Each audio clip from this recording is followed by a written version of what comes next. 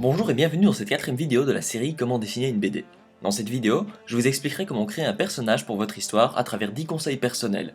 Je suivrai le format des 10 points dans cette vidéo, qui encore une fois, traitera plus du fond et de la technique plutôt que des dessins eux-mêmes.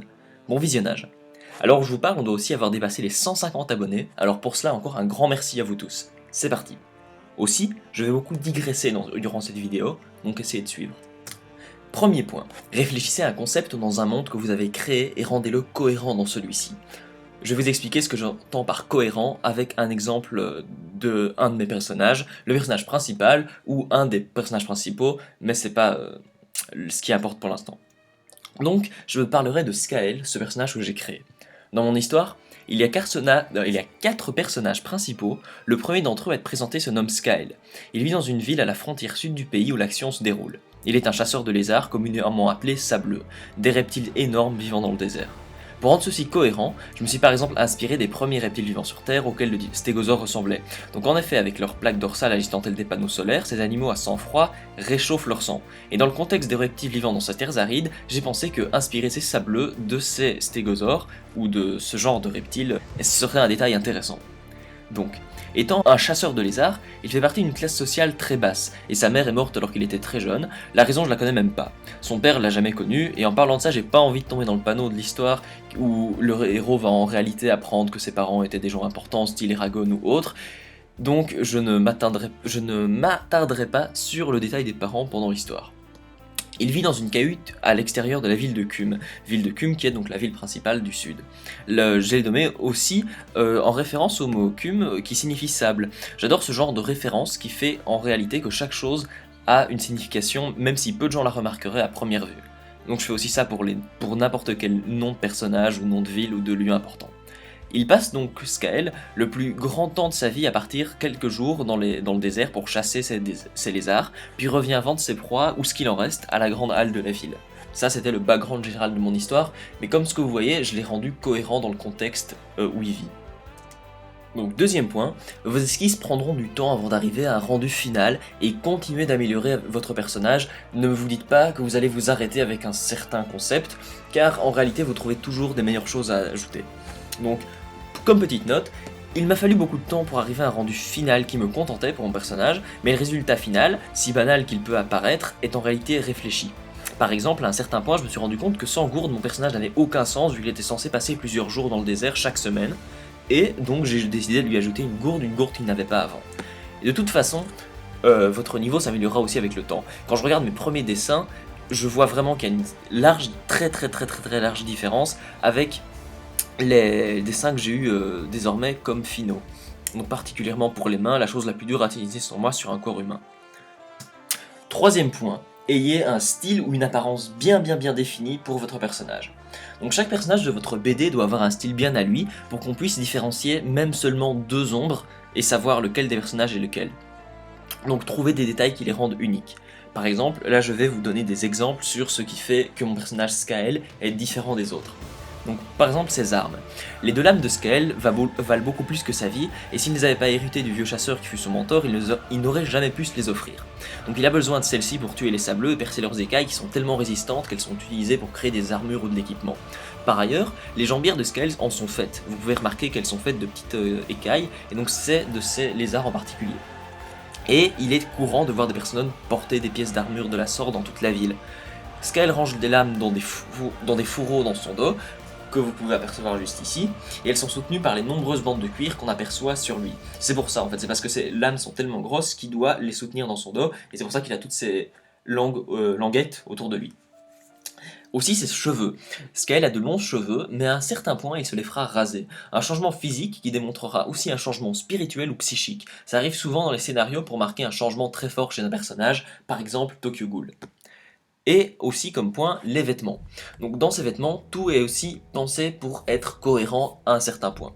Par exemple, il a un voile qui le protège du sable volant, même si on le voit presque porter que comme une écharpe et non comme un turban ou comme quelque chose autour de sa tête. Aussi, il a un blouson en cuir et en dessous une tunique déchirée.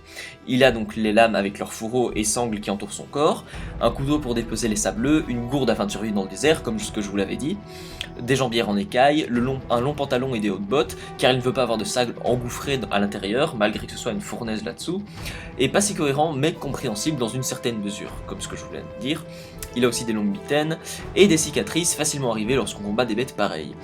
Et comme dernier petit point, une posture. Trouvez une posture pour votre personnage, genre la façon dont il va rentrer dans un combat. Donc entraînez-vous à définir des postures propres à votre personnage. Ça semble idiot, mais par exemple j'ai reproduit moi-même des mouvements et je me suis filmé pour ensuite voir les mouvements du corps et savoir dessiner ça. Donc petit détail banal mais très utile. Numéro 4, trouver une personnalité définie. Ça peut aussi vous sembler normal, mais je vais un peu développer ça. Donc vous pouvez utiliser le schéma des personnalités en littérature, que je vais juste vous montrer maintenant. Donc sur cette image, on voit que de nombreuses personnalités prédéfinies existent et pourtant elles sont logiques. Je vous laisse le lien d'un site dans la description qui est très intéressant pour mieux comprendre la théorie et la complexité derrière cela, dans le même genre que schéma actentiel, schéma narratif que j'avais développé auparavant. Donc ce que je vous conseille aussi, et ce qu'un réalisateur de film que j'ai pu entendre en live a aussi dit, c'est que lorsqu'on crée une histoire, s'inspirer des gens de son entourage pour créer des personnages aide toujours. Leurs traits de caractère sont plus faciles pour vous à identifier, surtout si vous en créez de nombreux.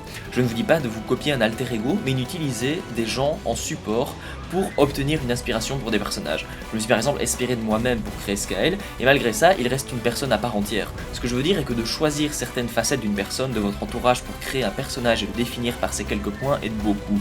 Aussi, c'est juste amusant par la suite de voir les gens en ces personnages, tout en sachant que vous seul savez qui est qui. Et aussi, pourquoi pas, si vous cherchez vainement à rendre la personnalité d'un de vos personnages plus profonde, utilisez un signe du zodiaque pour le définir. Qu'il y ait du signe du zodiaque chinois, européen, maya ou autre, c'est potentiellement une piste à suivre. Numéro 5, ne laissez pas des personnages, leur style et leur personnalité se confondre. C'est ce que j'ai fait au début avec Seth, un autre personnage principal. Ils se ressemblaient trop physiquement, lui et Skael. Alors j'ai changé la coiffure de Skael et opté pour des cheveux plus longs. J'ai rendu aussi la peau de Seth plus blafarde et un nez plus spécial à Skael. De la sorte, j'ai pu bien différencier les deux personnages qui pourtant se ressemblaient très fort au début. Et c'est vraiment un point donc à éviter, parce que grâce à ça, quand vous les dessinez même sans vêtements ou sans rien, l'un à côté de l'autre, juste leur visage ou même juste leurs yeux, juste avec le teint de la peau, les cheveux, une certaine cicatrice, les personnages arrivent à ne pas se confondre. Numéro 6, le nom. Comme ce que j'avais dit tout à l'heure avec la ville de Cume, chaque nom propre, en tout cas dans mon histoire, personnellement, je trouve que c'est chouette quand il y a une signification derrière. Par exemple, Skael, phonétiquement, scale en anglais, écaille donc. C'est en rapport avec un événement de l'histoire où il attrapera toutes des écailles sur lui. Mais je vais pas aborder ça très profondément dans cette vidéo, mais il y a toute une explication derrière ça, et ça sera un peu au fond de l'histoire et de la trame principale. Et donc grâce à ça, j'arrive à donner des noms. Par exemple, Seth, le dieu du mal en Égypte, pour le personnage dont je vous avais parlé. Et donc tous mes personnages ont comme ça des noms différents. 7ème point, comme ce que je vous avais dit auparavant avec la posture, dessinez votre personnage sous différents angles et dans le feu de l'action. Ça vous aidera à maîtriser celui-ci d'un point de vue artistique.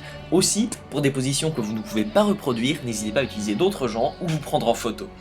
Comme ça, de la sorte, vous allez comprendre l'anatomie d'une position. Ça sonne un peu bizarre, mais bon, passons. Numéro 8, l'évolution du personnage.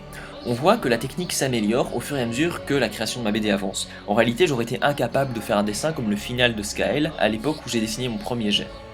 Mais la vraie évolution dont je parle est l'évolution au sein même de l'histoire. Comme ce que je vous avais dit dans mes 10 conseils pour créer une BD, chaque personnage a un but ultime à atteindre, d'autres buts qui le motivent et altèrent ses actions tout au long de l'histoire. L'évolution du personnage dépendra de ceci. Les résultats de cette action qu'il entreprendra l'affecteront évidemment différemment. Donc subira-t-il une défaite, remportera-t-il une victoire qui renforcera sa confiance en lui, ou alors est-ce que ça résultera en une blessure profonde à cause d'une défaite? Donc pensez à tout ce que les personnages ressentent à chaque instant pour rendre votre histoire plus profonde. Écrivez vos dialogues de la sorte qu'ils soient associés avec des points cohérents de ceci. Je reviens avec ce que j'avais dit concernant le cheveu de Sgaël. À un certain point de l'histoire qui suivra de près l'élément perturbateur dans son contexte, il se fera donc raser les cheveux et il se verra réduit en esclave. À ce moment-là, il se remettra en question son parcours, sa vie, ses proches, ou le peu qu'il en a, et suivra alors une sorte de renaissance sous une forme de nouvelle personnalité plus renfermée et sombre. Cependant, c'est à ce moment-là qu'il fera la connaissance d'un personnage qui aura pitié de lui et se liera d'amitié avec lui, Aetius. Cet événement marquera le début d'une évolution significative dans sa personnalité, supportée par un changement physique qui aide le lecteur à plus intuitivement remarquer ce changement, comme dans Tokyo Ghoul, comme je vous l'avais dit. 9e point, les relations et les connexions avec d'autres personnages, ou entre les personnages.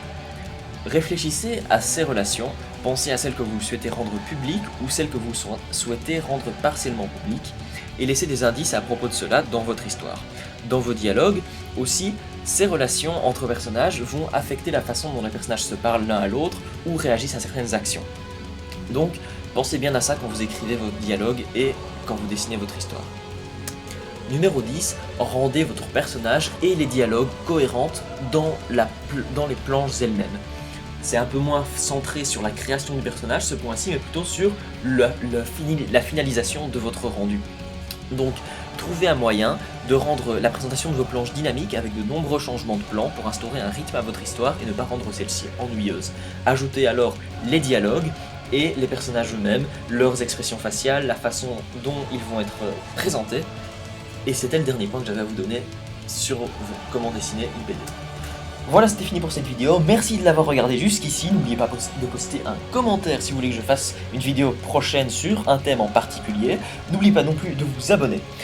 Si jamais les 3 personnes qui m'avaient posté des commentaires pour demander une vidéo sur comment dessiner les robots non pacifiques Rime des mains et un autre dragon, je ne vous ai pas oublié et j'y penserai à l'avenir. Merci encore et à la revoyure.